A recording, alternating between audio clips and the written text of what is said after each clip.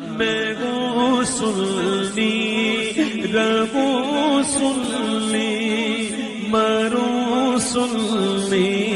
اس سے پہلے میں کئی بار بتا چکا ہوں، رسول اکرم صلی اللہ علیہ وسلم بطور عادت عمامہ پہنتے تھے۔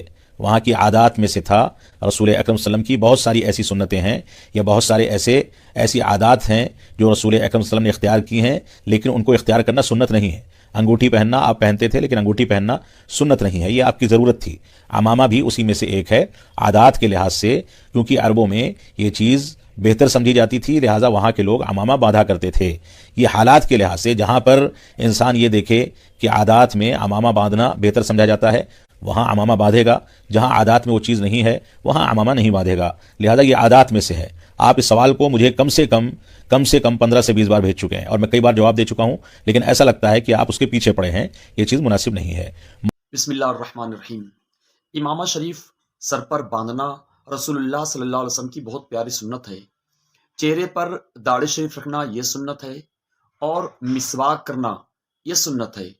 اپنے پاس میں چادر شریف رکھنا یہ بھی سنت ہے۔ اب انہوں نے کیا کہا کہ امامہ سنت نہیں ہے، وہاں کی عادات میں سے ہے۔ جیسے انگوٹھی اس کی ضرورت تھی، ایسے ہی امامہ بھی ہے، تو انگوٹھی اور امامہ کو انہوں نے ضرورت بتایا۔ ہم ایک بات یہ کہتے ہیں کہ رسول اللہ صلی اللہ علیہ وسلم کی جتنی بھی سنتیں ہیں، ان سنتوں کی سب کو ضرورت ہے۔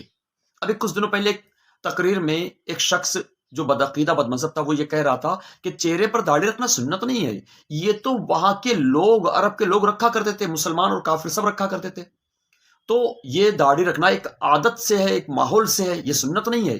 تو ہم ایک بات یہ کہتے ہیں کہ رسول پاک صلی اللہ علیہ وسلم کی اداؤں کو اگر سنت نہیں کہا جائے گا تو سنت کس کو کہا جائے گا؟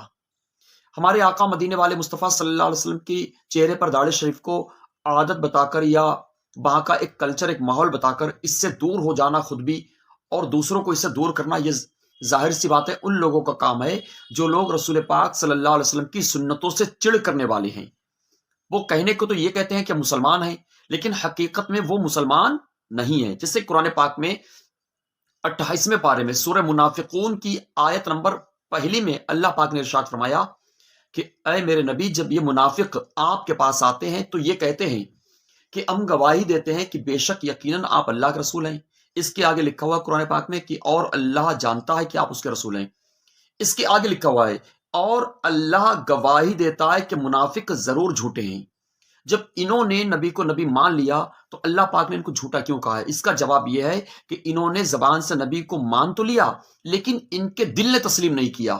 ایسے ہی یہ لوگ ہیں، یہ لوگ بھی نبی کی عظمت کو تسلیم نہیں کرتے، اسی لیے ان کی سنتوں کو عادت بتا کر یا ضرورت بتا کر مٹانے پر لگے ہوئے ہیں۔ ہم مسلمانوں کو چاہیے کہ رسول پاک صلی اللہ علیہ وسلم کی سنتوں سے محبت کریں۔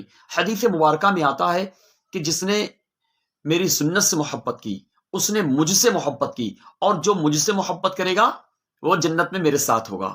لہٰذا ان لوگوں کی بات بالکل نہ سننا، ان لوگوں کی بات سننا جائز نہیں ہے۔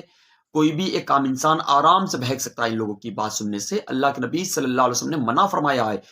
مسلم شریف میں حدیث نمبر 16 میں رسول پاک صلی اللہ علیہ وسلم نے ارشاد فرمایا کہ آخر زمانے میں ایسے لوگ نکلیں گے جو ایسی بات کریں گے جو نہ تم نے سنی ہوگی نہ تمہارے باپ دادا نے سنی ہوگی۔ تم ان سے بچتے رہنا، کہیں تمہیں گمراہ نہ کر دیں، تمہیں فتنے میں نہ ڈال دیں۔ بتائیے، امامہ شریف باندھنا سارے صحابہ نے امامہ باندھا، تابعین، طب تابعین نے امامہ باندھا، اولیاء دین نے امامہ باندھا، بزرگان دین نے امامہ باندھا، علماء ربانیین نے امامہ باندھا، ہمارے غوث پاک، ہمارے غریب نواز، ہمارے صابر پاک حضور اعلیٰ حضرت رحمۃ اللہ علیہ، ان سب نے امامہ باندھا۔ اب یہ لوگ نئے نئے فرقے پیدا ہو رہے ہیں نا، تو یہ منع کریں گے، نبی کی سنتوں سے دور ہٹائیں گے۔ تو جو نبی کی سنت سے دور ہٹا، آپ یہ سمجھیے کہ بربادی اس کا مقدر ہے، وہ جنت تک پہنچے گا نہیں، وہ انہی کے ساتھ جہنم تک جائے گا۔